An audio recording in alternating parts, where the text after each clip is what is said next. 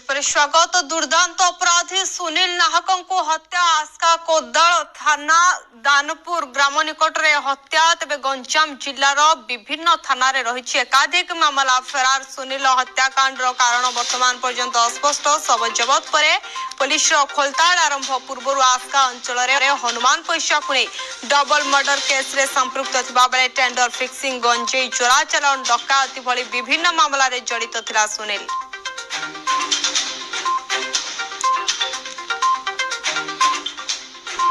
अधिक आलोचना phone line आम प्रतिनिधि गणेश डाकु आम सह जोड़ी होती। गणेश, सुनील नाहक को हठात हत्या आगु एकाधिक मामला थिला, प्रकृत में कहीं हत्या करागला, कौन कारण रही?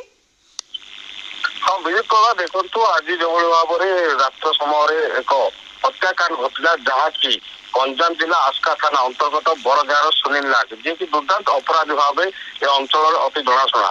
पूर्व ना विभिन्न थाना हत्या भली मामला रही बेले डबल मर्डर एवं नरकंका हत्यार ना मामला रही जार फल आज समय से एक भोजी को जाइए सूचना मिलता जहाँ सूचना रही दानपुर ग्राम एक भोजी की जाइए बेले भोजी खाऊा समय ग्रामवासी पक्ष आक्रमण होता।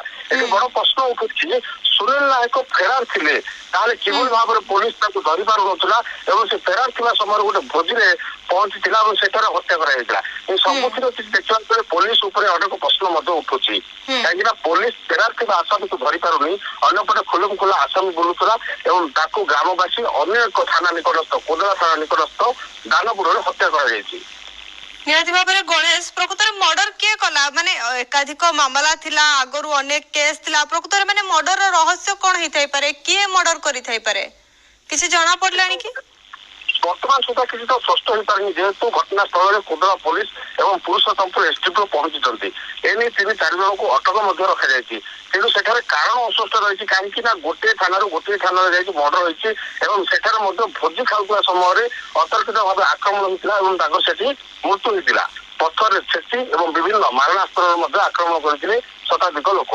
जहां फल हत्या होता से आलोचना होती किंतु पुलिस वर्तमान सुधा कौन गणमाध्यम को ए स्पष्टीकरण दे पाई। निहाती भाव में बहुत बहुत धन्यवाद। आम प्रतिनिधि गणेश डाकुआ जोड़ी तमाम सूचना देते।